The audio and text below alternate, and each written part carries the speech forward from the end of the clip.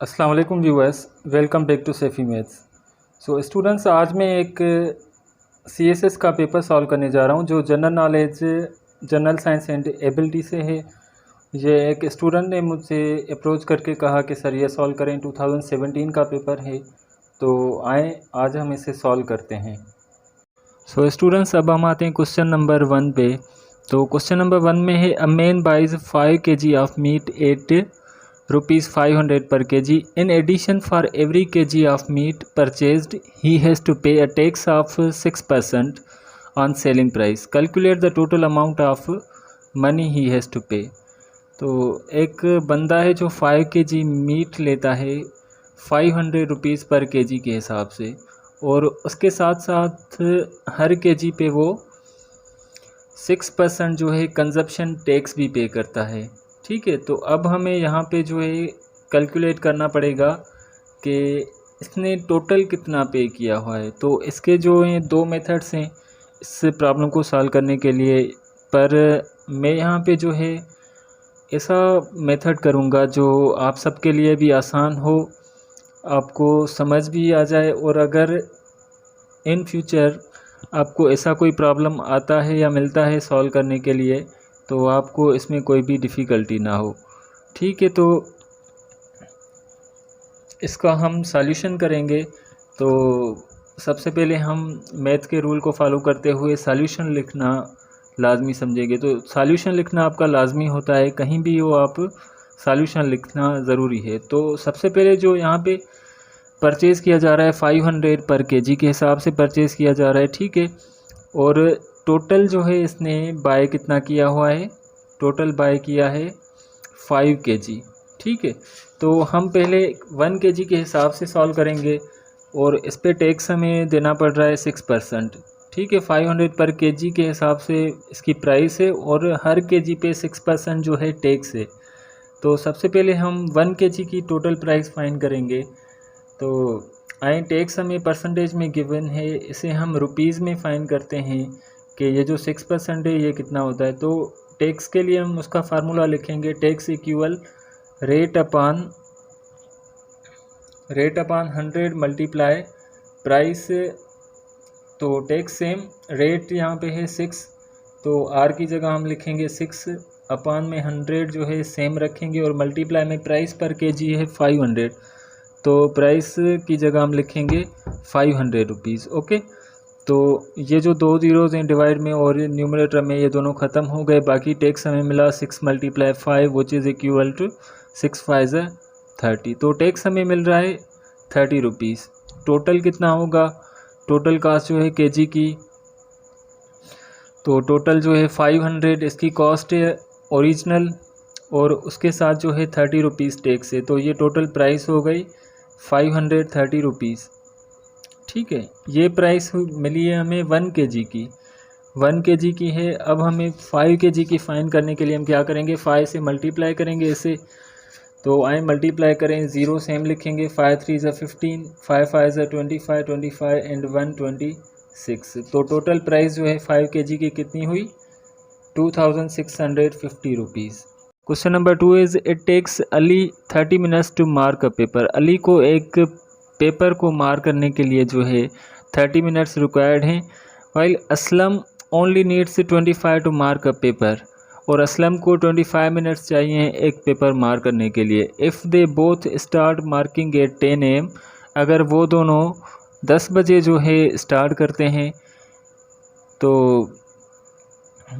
वो जो है फिर से साथ कब मतलब फिनिश करेंगे। तो ये तीन चीज़ें जो है हमारी डेटा हैं, और ये 30 25 एंड 10 AM ये तीनों हमारी डेटा हैं। इसे माइंड में रख के हम प्रॉब्लम अपना सॉल्व करेंगे। तो सबसे पहले ये जो प्रॉब्लम्स हैं ये बिलोंग करते हैं LCM से। तो 10 AM पे इन दोनों ने स्टार्ट किया हुआ है। अगर अली हम देखें तो हर 30 मिनट्स के बाद, और असलम जो है 25 मिनट्स के बाद। अब देखें ये जो है इनका अगर मैं टाइम बढ़ाता जा रहा हूँ तो ये टाइम जो है मिलता नहीं है आपस में, मतलब चेंज होता जा रहा है। तो इस तरह के जो प्रॉब्लम्स होते हैं, जब भी आपको मिले कि दो बंदे जो हैं इस टाइम पे अपना काम स्टार्ट करते हैं तो साथ कब मिलेंगे और उनका टाइम डिफरेंट हो, तो यहाँ पे आप अप्लाई करेंगे LCM। इस तरह के बहुत सारे प्रॉब्लम्स होते हैं, सिग्नल्स में भी आते हैं और मतलब जो डिफरेंट डेटा गिवन होती है और एलसीएम पे सॉल्व होते हैं वो। तो सबसे पहले आप क्या करेंगे, जो डेटा आपको गिवन हो यानी जो मिनट्स आपको गिवन है या इंटरवल ऑफ टाइम जो आपको गिवन होगा, आप करेंगे उसकी एलसीएम। तो इसमें जो है इंटरवल ऑफ टाइम है 30 मिनट्स एंड 25 मिनट्स। तो हम भी क्या करेंगे, इन दोनों की एलसीएम फाइंड करेंगे सबसे पहले, उसके बाद हम इसे कन्वर्ट करेंगे आवर्स में। तो आए सबसे पहले हम जो है 30 एंड 25 की एलसीएम फाइंड करते हैं। तो हम लिखेंगे एलसीएम जैसे सॉल्व करते हैं 30 एंड 25, ठीक है 25। अब यहाँ पे जो है 2 की टेबल लगेगी, 30 पर 15 टाइम्स 25 सेम रखेंगे। नाउ अब छोटी टेबल जो है 3 की लगेगी यहाँ पे, तो 3 की टेबल 15 पर 5 times and 25 same. Then now 5 की table 1 time and 5 time and again 5 की टेबल 1 सेम एंड 1 टाइम। तो एलसीएम हमें मिली यहाँ से 2 × 3 × 5 × 5। ओके, तो ये हो गया 2 3 6 6 5 30 35 150 मिनट्स। अब देखिए क्वेश्चन जो है हमें मिनट्स में गिवन है, तो इसका जो आंसर यानी एलसीएम जो हमने निकाली है वो भी मिनट्स में है। हम क्या करेंगे, इससे पहले कन्वर्ट करेंगे आवर्स में। 10 AM पे स्टार्ट करते हैं और 150 मिनट्स के बाद जो है ये फिर से साथ में फिनिश करेंगे। तो 150 को हम कन्वर्ट करें आवर्स एंड मिनट्स में, तो हम क्या करेंगे 150 मिनट्स को आवर में कन्वर्ट करने के लिए 150 को डिवाइड करेंगे हम 60 से। क्यों 60 से, क्योंकि 1 घंटे में 60 मिनट होते हैं। तो 60 की टेबल 2 टाइम्स 120 एंड 30। अब 30 पे टेबल नहीं लग रही तो हम इसे छोड़ देंगे और ये हमें मिला 2 आवर्स एंड 30 मिनट्स। तो 10 बजे जो है स्टार्ट किया था, फिर 2 घंटे और 30 मिनट्स के बाद यानी 2.5 घंटे के बाद मिलेंगे। तो इसमें अगर मैं प्लस करूं आवर्स, तो 10 में अगर मैं 2 प्लस करूंगा तो ये 12 हो जाएगा एंड 0 मिनट्स में 30 मिनट्स प्लस करूंगा तो ये 30 हो जाएंगे। अब देखें 11:59 तक जो है सुबह के टाइम ये होता है AM, ठीक है। उसके बाद 12 जैसे ही होता है तो ये PM हो जाता है। इस चीज़ का भी ख्याल रखना है कि 12:30 जो है यहाँ पे PM हो जाएगा, ठीक है। तो ये था। नाउ क्वेश्चन नंबर 3 पे आते हैं। तो ये जो है अलजेब्रा से लिया गया है। तो आए सबसे पहले जो है इस तरह के प्रॉब्लम्स को हम कहते हैं कि अलजेब्रा में system of linear equations, system of simultaneous linear equations. तो इसमें सबसे पहले जो है हमारी डेटा बनेगी पूरे प्रॉब्लम की। डेटा बनने के बाद ही हम इस पे डिफरेंट मेथड्स अप्लाई करके जो है सॉल्व करेंगे। तो ये थोड़ा प्रॉब्लम जो है लेंदी होने वाला है, पर इतना मतलब कि ये कॉम्प्लिकेटेड या डिफ़िकल्ट नहीं है, ठीक है। तो आए सबसे पहले हम डेटा पढ़ें कि 2 bus tickets from Rawalpindi to Islamabad. Rawalpindi से इस्लामाबाद की 2 tickets and 3 tickets from Rawalpindi to Murree cost 770 rupees. और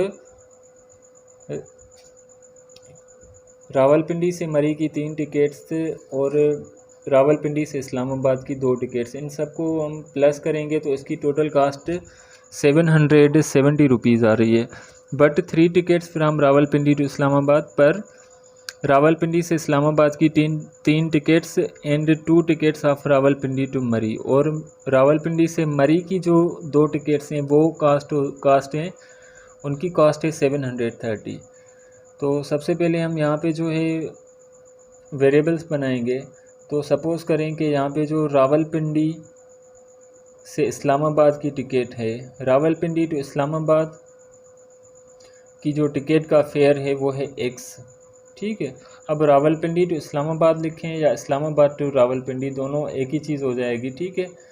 तो मैं यहाँ पे ये भी मेंशन कर देता हूँ कि इस्लामाबाद टू रावलपिंडी ये भी X के ही बराबर है।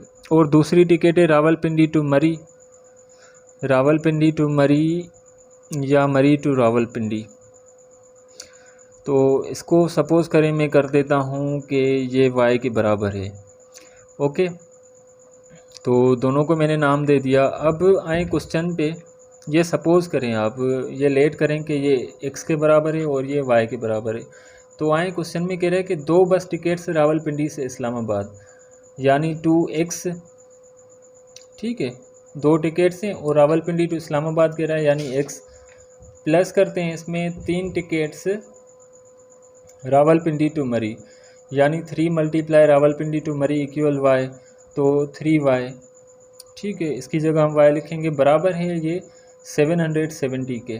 टोटल इनकी कॉस्ट क्या है 770। सपोज करें ये इक्वेशन 1 है एंड इक्वेशन 2 पे आते हैं कि 3 tickets from Rawalpindi to Islamabad, आगे अगर हम आएँ तो 3x and 2 tickets from Rawalpindi to Murree यानी 2y, इसकी कॉस्ट है 730। तो ये हुई हमारी इक्वेशन नंबर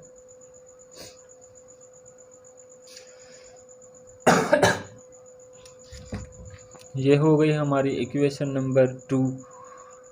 तो हमें यहाँ पे x एंड y का वैल्यू फाइंड करना है। अब यहाँ पे ये जो system of simultaneous linear equation, इसका मतलब ये है कि जब आपको क्वेश्चन में 2 इक्वेशंस गिवन हो तो इसको सॉल्व करने के डिफरेंट मेथड्स हैं।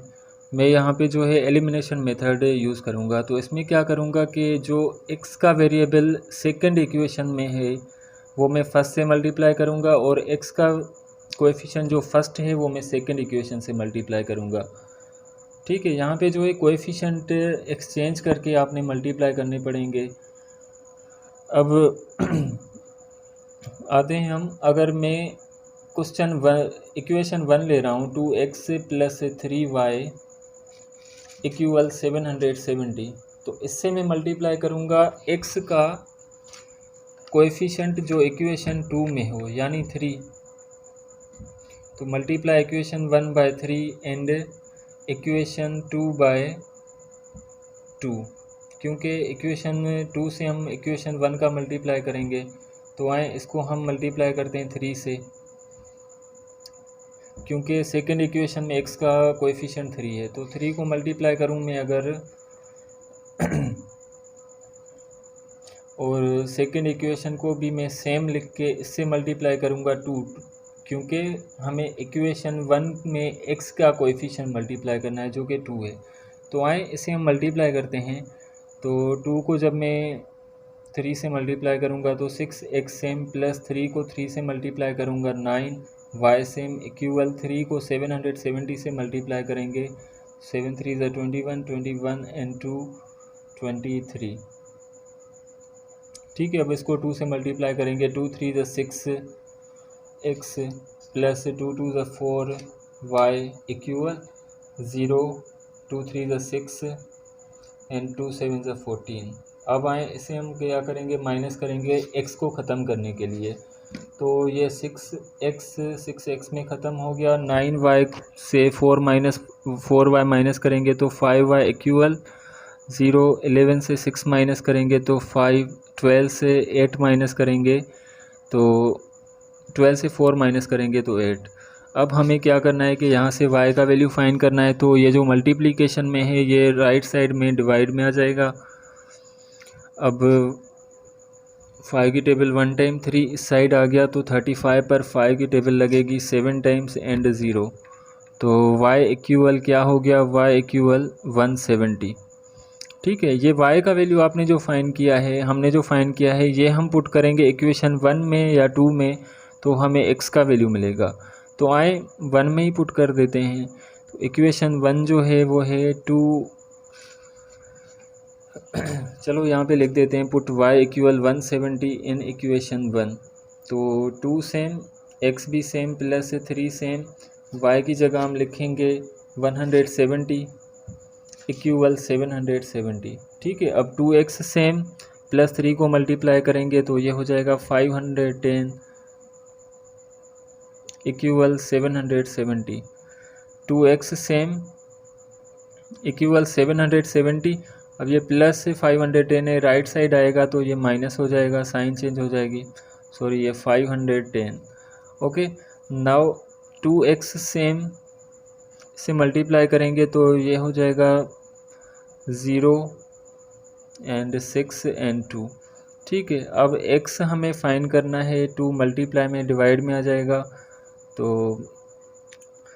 x इक्वल 2 की टेबल 2 पर 1 टाइम एंड 6 पर 3 टाइम्स एंड ये 0।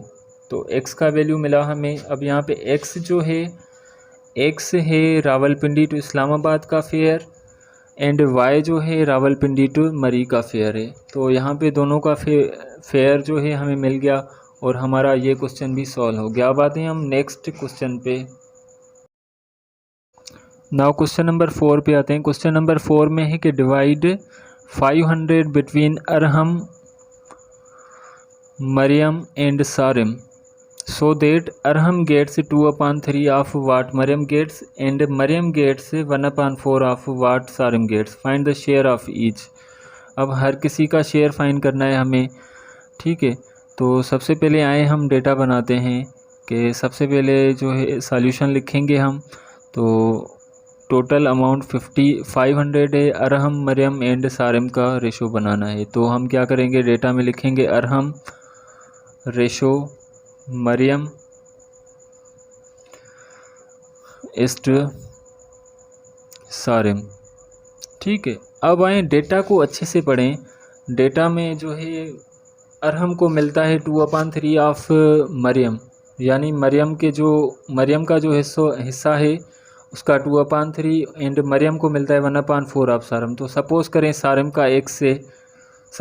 सारिम का जो रेशो है या उसका हिस्सा है 1 से, तो मरियम का जो है उसका 1/4 है, तो हम लिखेंगे 1/4 ऑफ सारिम से शेयर, यानी सारिम का शेयर x, और अरहम को मिलता है 2/3 ऑफ मरियम, तो मरियम का शेयर लिखेंगे 1/4 x।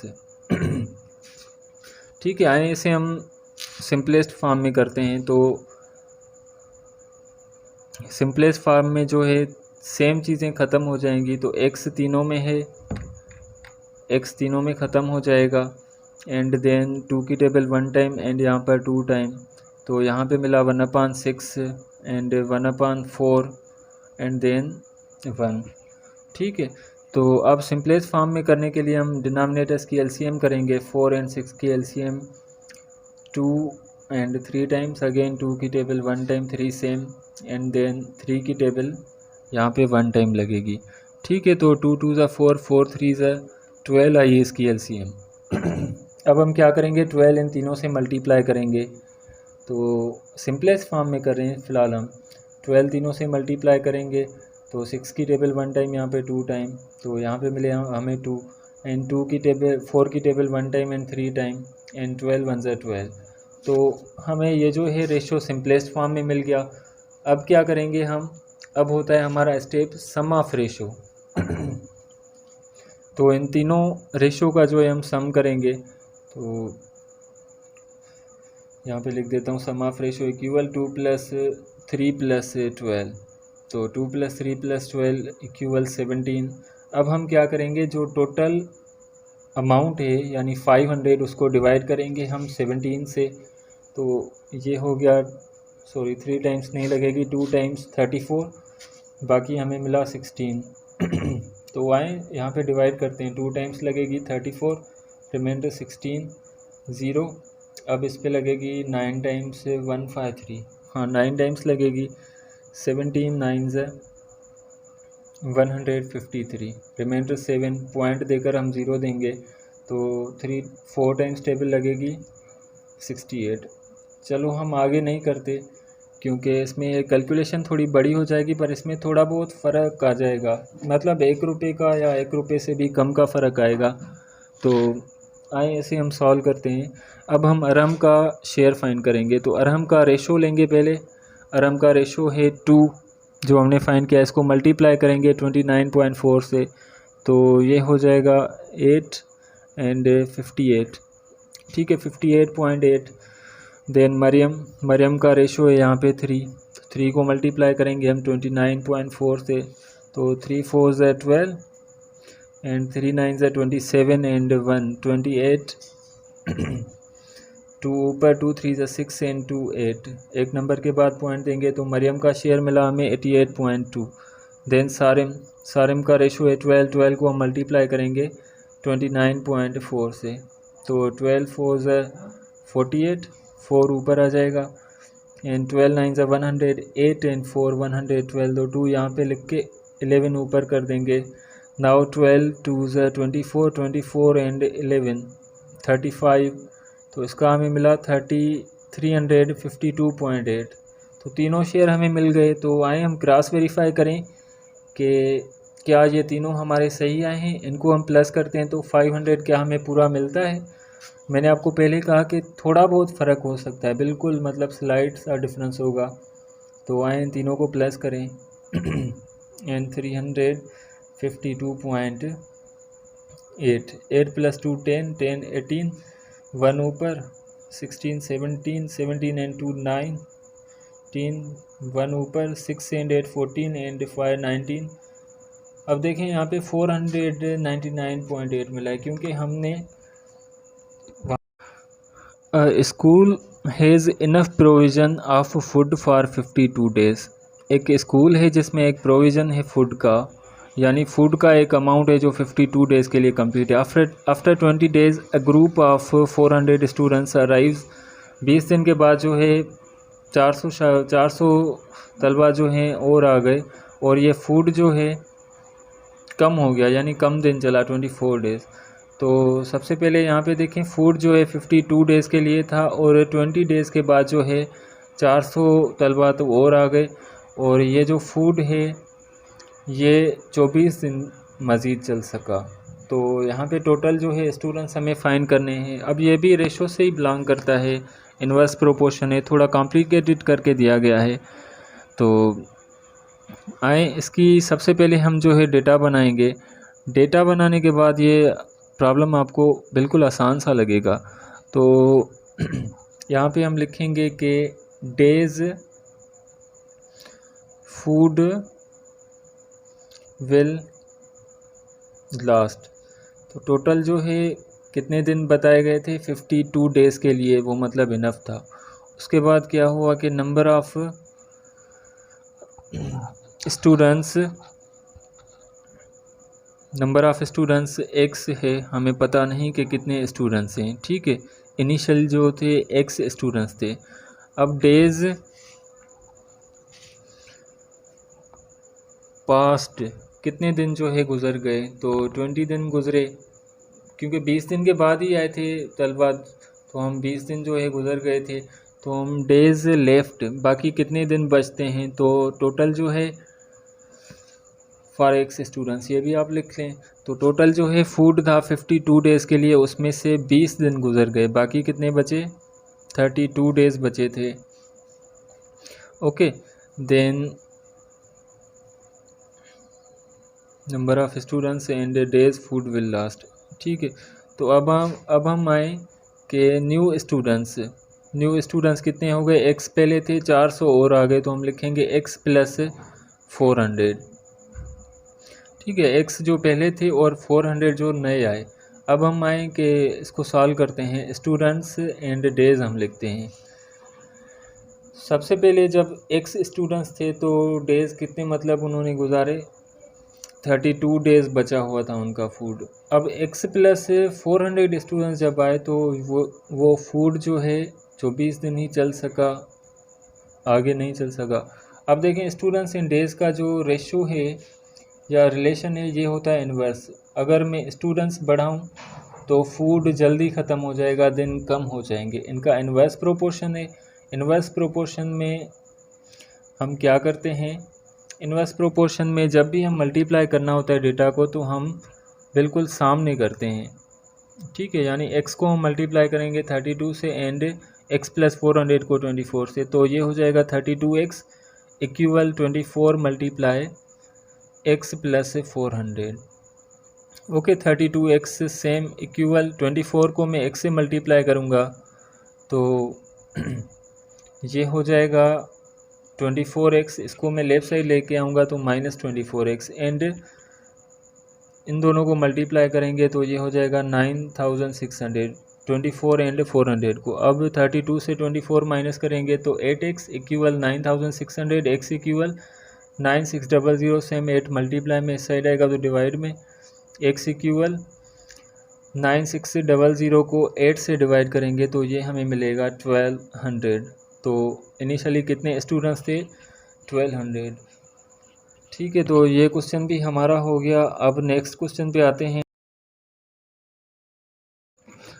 अब हम आते हैं एक प्रॉब्लम पे जो है डायरेक्शन प्रॉब्लम। ठीक है, इसमें आपसे कभी डायरेक्शन भी पूछ लेता है, कभी आपसे जो है डिस्टेंस भी पूछ लेता है। तो सबसे पहले आपने इसके लिए एक डायग्राम बनाना है आपने। ठीक है, तो ये डेटा आप पढ़ लें कि 2 किलोमीटर्स जो है नॉर्थ की तरफ जाता है, उसके बाद जो है ईस्ट टर्न करता है, उसके बाद 10 किलोमीटर्स वहाँ पे करता है, देन नॉर्थ में 3 मिनट्स वॉक करता है, एंड अगेन ईस्ट में जाके 2 किलोमीटर्स। तो बताएं कि टोटल जो है अपनी इनिशियल पोजीशन से कितना जो है दूर है। यानी यहाँ पे हमसे डिस्टेंस पूछ रहा है। तो सबसे पहले इस तरह का आप फिगर बना लेंगे जिसमें आप डायरेक्शंस भी दे देंगे। नॉर्थ का opposite south, east and east का अपोजिट वेस्ट। तो इसमें आप जो है छोटे छोटे पार्ट्स भी बना लेंगे इस तरह के। आप कम से कम 12 से 15 तक बना लें। मैंने 12 बना लिया क्योंकि मेरा काम इसी से हो जाएगा। तो मेन इस पोजीशन से स्टार्ट करके आता है ईस्ट की तरफ, नॉर्थ की तरफ 2 किलोमीटर्स। तो मैंने इन पार्ट्स को किलोमीटर की जगह दे दी है, तो 2 मैंने आगे कर दिए। अब 10 जो है ईस्ट की तरफ, वहाँ से मुड़कर 10 किलोमीटर्स। तो यहाँ पे मैं 10 तक आगे कर दूँगा। 10 तक मैंने आगे किया, तो इसको मैं इससे मिला दूँ क्योंकि बंदा वहाँ से मुड़ा है। तो ये हो गया हमारा 10। ठीक है, देन उसके बाद क्या है कि यहाँ से टर्न करके नॉर्थ की तरफ जाता है 3 किलोमीटर्स। ठीक है, तो मैं क्या करूँगा, इस पोजीशन से 1 2 एंड 3 मैंने ऊपर कर दिया। ये हमारा हो गया 3 kilometres. And then he turns east and walks 2 kilometres. अब फिर ईस्ट की तरफ, सुकून नहीं आ रहा इस बंदे को, एक तरफ खड़ा हो जाए। ठीक है, 2 पॉइंट्स आगे चला ये। तो अब हमें ये बताएं कि स्टार्टिंग पॉइंट से ये कितना दूर है। तो हम यहाँ पे एक ट्रायंगल बना लेंगे। तो सबसे पहले देखें कि ये साइड्स इसकी क्या बनती हैं। तो यहाँ पे ये मैं एक लाइन बना लूँ ट्रायंगल की, जिसमें ये हमें फाइंड करना है। ठीक है, शॉर्टेस्ट डिस्टेंस। अब देखें यहाँ से लेकर यहाँ तक जो है हाइट में इस बंदे ने कितना जो है ट्रेवल किया है, 2 किलोमीटर्स। यहाँ पे देखें ये टोटल 12 हो गया बेस इसका। तो मैंने 12 लिख लिया क्योंकि यहाँ पे 10 जो हैं बिल्कुल सीधी चला है, एंड उसके बाद जो है 2 आगे से। और ये देखें 2 एंड 3 5 किलोमीटर से।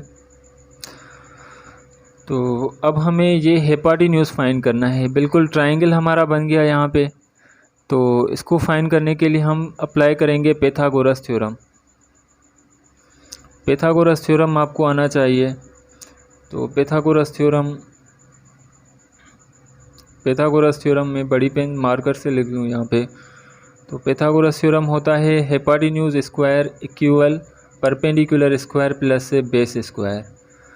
ठीक है, तो यहाँ पे जो बड़ी साइड होती है वो हिपोटेन्यूज साइड में परपेंडिकुलर, एंड नीचे वाली जो है बेस। तो बेस यहाँ पे है हमारा 12, देन परपेंडिकुलर जो है 5 किलोमीटर्स, में 5 लिख दूँ यहाँ पे, एंड हिपोटेन्यूज हमें फाइंड करना है। तो हिपोटेन्यूज स्क्वायर में सेम ही लिख लूँगा, परपेंडिकुलर की जगह में लिखूँगा 5 उसका वैल्यू। तो यहाँ पे 5 लिख कर स्क्वायर प्लस बेस की जगह 12 लिख कर square. Okay, then hypotenuse square equal 5 पर स्क्वायर करेंगे 25 प्लस 12 पर स्क्वायर करेंगे तो 144। अब दोनों को प्लस कर दूँ, हिपोटेन्यूज स्क्वायर इक्वल ये हो गया 169। अब हिपोटेन्यूज का स्क्वायर ख़त्म करके इसके ऊपर स्क्वायर दे देंगे, स्क्वायर रूट दे देंगे। अब स्क्वायर रूट आता है प्लस माइनस में, पर डिस्टेंस है तो डिस्टेंस हमेशा पॉजिटिव होता है। यहाँ पे नेगेटिव ख़त्म कर दूँगा। x इक्वल 169 का स्क्वायर रूट फाइंड करेंगे। तो यहाँ पे 13 की टेबल लगेगी 1 टाइम एंड 3, 13 टाइम 13 की टेबल 1 टाइम। तो इसमें हमें मिला 13 × 13। आपको पता है कि जब भी स्क्वायर रूट फाइंड करेंगे हम, तो पेयर में से एक बाहर निकालेंगे। 13 किलोमीटर्स जो है इसका आंसर। ठीक है, उम्मीद करता हूँ आपको समझ आ गई होगी ये बात। तो व्यूअर्स अब आते हैं लास्ट क्वेश्चन पे। तो ये कोडिंग का क्वेश्चन है, बिल्कुल ही आसान सा क्वेश्चन है। ठीक है, तो in a certain code language computer is written as RFUVQNPC। Computer को इस तरह लिखते हैं, तो मेडिसिन को बताएं किस तरह लिखेंगे। तो मैंने यहाँ पे जो है बनाया हुआ है, बिल्कुल आप खुद ही इससे मतलब जो है सीख सकते हैं, खुद ही बता सकते हैं। तो सबसे पहले इसने क्या किया है कि एक्सचेंज किया है, जो फर्स्ट है वो लास्ट किया है और लास्ट जो है इसने फर्स्ट किया हुआ है। ठीक है, ये हमें गिवन है। तो यहाँ पे देखें, यानी इसमें C पहले है और R लास्ट में, तो इसने क्या किया है कि C जो है लास्ट में लिखिए और R फर्स्ट में लिखिए।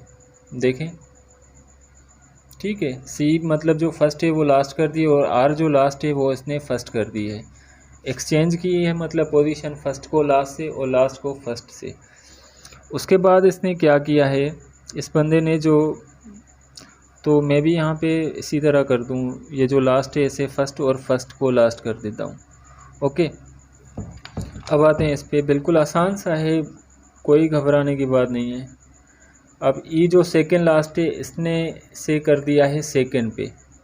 ठीक है, ई को सेकंड करके एक नंबर आगे बढ़ा दिया, यानी ई को एफ करके आगे कर दिया। उसके बाद टी को यू करके थर्ड नंबर पे लिख दिया। उसके बाद जो लेफ़्ट से फोर्थ है इसको वी करके, यानी एक आगे करके यहाँ पे सेट कर दिया। पी को क्यू करके उसके बाद कर दिया। ठीक है, वी के बाद कर दिया। एम को एन करके इन्होंने मतलब आगे करके रख दिया। उसके बाद ओ को पी करके आगे कर दिया। तो उम्मीद करता हूँ आपको समझ आ गई होगी, ये आप अब खुद ही कर लेंगे। तो यहाँ पे एन को ओ करके हम लिखेंगे सेकंड नंबर पे, आई को जे करके हम लिखेंगे थर्ड पे, सी को डी करके फोर्थ पे लिखेंगे, आई को जे करके फिफ्थ, डी को ई करके सिक्स्थ पे एंड ई को एफ करके। ठीक है, तो ये हो गया क्वेश्चन। आपको अगर आपको कोई क्वेश्चन हो तो आप कमेंट कर सकते हैं। Thank you so much.